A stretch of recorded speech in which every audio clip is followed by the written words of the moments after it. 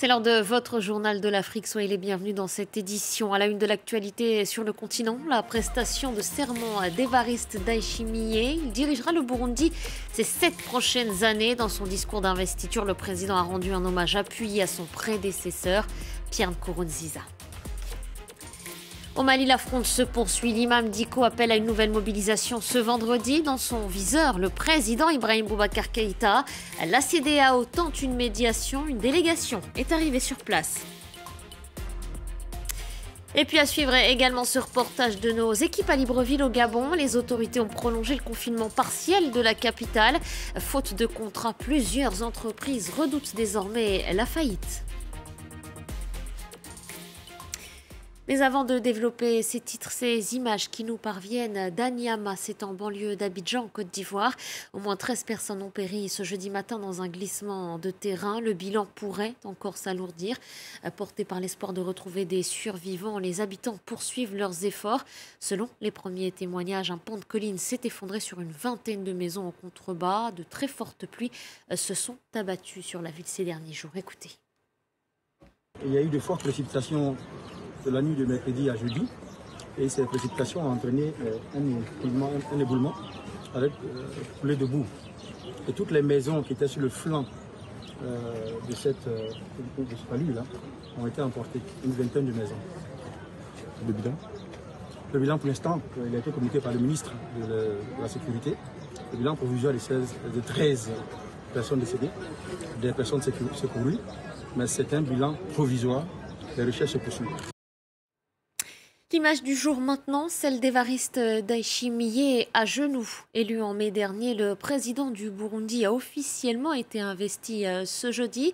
Il devait initialement prendre ses fonctions en août prochain, mais la disparition brutale de Pierre Nkurunziza a changé la donne. Des milliers de personnes ont pris part à cette cérémonie à très forte tonalité religieuse, on l'a vu à l'instant. Une cérémonie qui s'est tenue à Gitega, la capitale administrative du pays. Nicolas Germain. Des coups de canon pour l'investiture du nouveau président burundais, Évariste Ndayishimiye. Pour accéder au stade, il fallait se laver les mains, mais ensuite le port du masque et la distanciation sociale n'étaient pas de mise. Cette prestation devait avoir lieu en août. Elle a été avancée après la mort soudaine le 8 juin de son prédécesseur, Pierre Nkurunziza.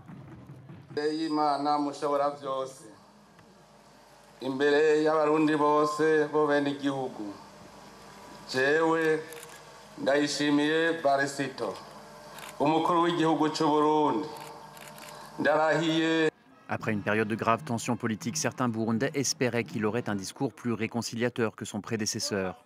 Ce ne fut pas le cas. Ce général catholique a fait l'éloge de Pierre Nkurunziza, un fervent évangéliste, et critiqué ceux qui, par peur du régime, ont fui le pays, les qualifiant de sans-cœur. Certains dans la société civile ont regretté ces prises de position. Il n'y a pas de place pour l'opposition.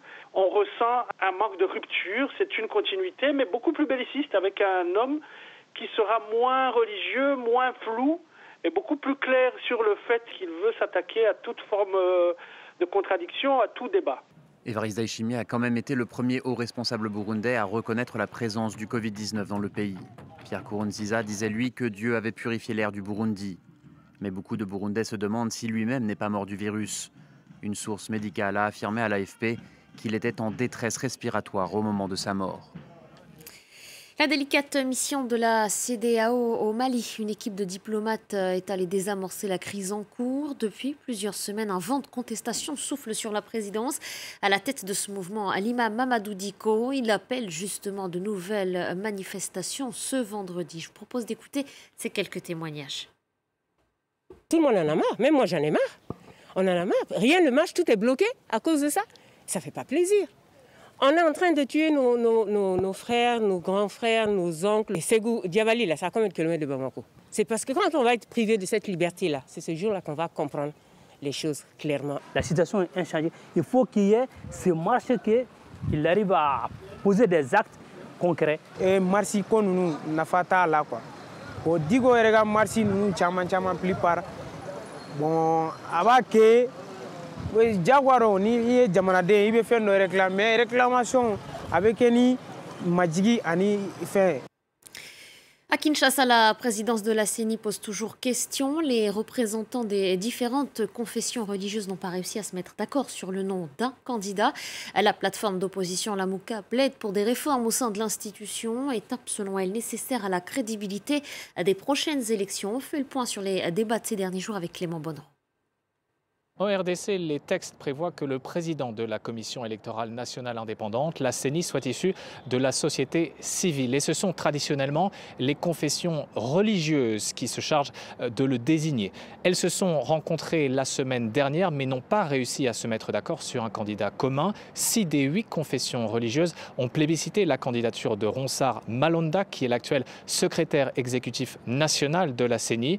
Mais les 2 plus grandes églises du pays, l'église catholique et l'église protestante, s'opposent à cette candidature. Elle soupçonne Ronsard Malonda d'avoir été à l'origine d'irrégularités lors des dernières élections. Je vous propose d'écouter l'abbé Donatien Cholet, qui est le secrétaire général de l'épiscopat congolais. C'est lui le cerveau technique, c'est lui l'artifice, c'est lui qui a techniquement boutiqué tout ce que nous avons déploré à la publication des résultats des élections à la CENI. C'est l'avenir du pays qui est engagé parce que tout ce qui va se jouer en 2023 dépend surtout de ce qui se fera maintenant pour la prochaine CENI.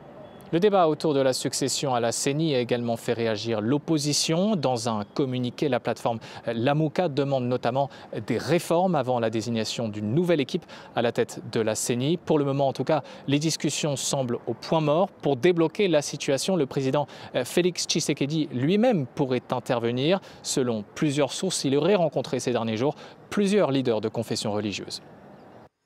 Sursollicités tout au long de la crise sanitaire, des milliers de soignants ont aujourd'hui battu le pavé en Tunisie. Ils exigent une loi spécifique pour encadrer leur statut. Ils ont aussi plaidé pour une meilleure gestion de l'hôpital public. À l'origine de cette grève, la puissante centrale syndicale, l'UGTT. Et alors que plusieurs capitales africaines amorcent le déconfinement, à Libreville, les autorités préfèrent rester vigilantes. La population va devoir s'armer de patience. Le retour à la normale n'est pas encore à l'ordre du jour. Fragilisés par ce coup d'arrêt, les chefs d'entreprise, vous allez le voir, redoutent désormais la faillite. Et ils attendent toujours l'aide d'urgence promise par l'État. C'est un reportage de Soraya Bakari, Ismaël Zéobiang et Joël Tatou.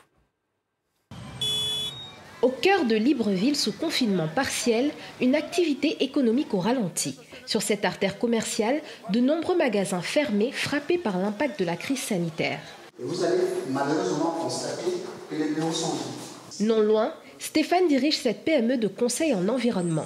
Faute de contrat, il a dû mettre la majorité de ses 12 salariés en chômage technique. Sa structure est aujourd'hui au bord de la faillite, car incapable de payer ses charges. C'est une situation extrêmement grave pour l'économie gabonaise. Je ne sais pas si on aurait pu proposer autre chose que ce confinement généralisé, et d'ailleurs qui continue. Et nous sommes en train d'aller au 2e mois où on ne sait pas si on va tenir le coup. Des entreprises à l'agonie, notamment dans le domaine du bâtiment et des travaux publics. Emrim Bina vient superviser les travaux sur l'un de ces rares chantiers en cours. Pour éviter la faillite, son entreprise de BTP a dû solliciter le fonds d'urgence de l'État gabonais. 225 milliards de francs CFA annoncés en avril dernier. On va dire que cette aide, elle est la bienvenue parce que toutes les activités sont bloquées. Nous sommes en pourparlers, en discussion pour quelques ajustements concernant certains documents que nous n'arrivons peut-être pas à remplir. De nombreux documents que les entrepreneurs doivent fournir à cette cellule de crise au ministère de l'économie. Jusqu'ici, 150 dossiers reçus, mais toujours aucune aide de versée. Il faut d'abord être à jour de ses obligations fiscales et sociales. C'est le principal critère. Il y a ensuite des analyses de dossiers en fonction de chaque dossier pour identifier les particularités de chacun des dossiers.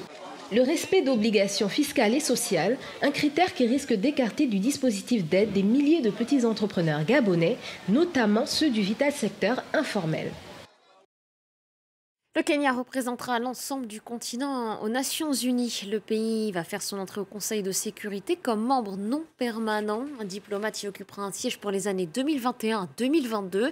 Djibouti convoitait aussi cette place. Les deux pays se sont d'ailleurs livrés à une féroce bataille. La correspondance de Bastien Renouille depuis Nairobi. Le Kenya l'a finalement emporté avec la plus petite marge possible. Il fallait les 2/3 des pays votants pour pouvoir obtenir ce siège au Conseil de sécurité des Nations Unies. Et c'est ce qui s'est passé, 129 voix sur les 128 minimum requises pour pouvoir obtenir le siège. Le Kenya siégera au Conseil de sécurité des Nations Unies durant les années 2021 et 2022. Il remplacera l'Afrique du Sud qui avait ce poste jusqu'à présent. Alors, le Kenya et Djibouti se sont livrés une bataille de longue haleine au cours des derniers mois, faisant énormément de lobbying auprès de tous les pays du monde pour obtenir ce siège. Finalement, c'est le Kenya qui l'a emporté, le Kenya qui était soutenu par l'Union africaine, alors que Djibouti a décidé de se présenter malgré le fait qu'elle n'avait pas obtenu le soutien de l'organisation panafricaine, alors que traditionnellement, seul un pays africain se présente pour tenter d'obtenir ce siège et à les voix de tous les pays d'Afrique. Pourquoi ces deux pays voulaient-ils se présenter? Tout simplement car ils ont tous les deux une grande expérience dans le maintien de la paix, notamment en Somalie, où ils sont tous les deux impliqués dans la lutte contre la milice islamiste Al-Shabaab. Tous les deux pensaient pouvoir faire la différence grâce à cette expérience, et c'est finalement le Kenya qui l'a emporté. Ainsi s'achève votre journal de l'Afrique. Merci de votre attention. Restez avec nous sur France 24, l'information continue.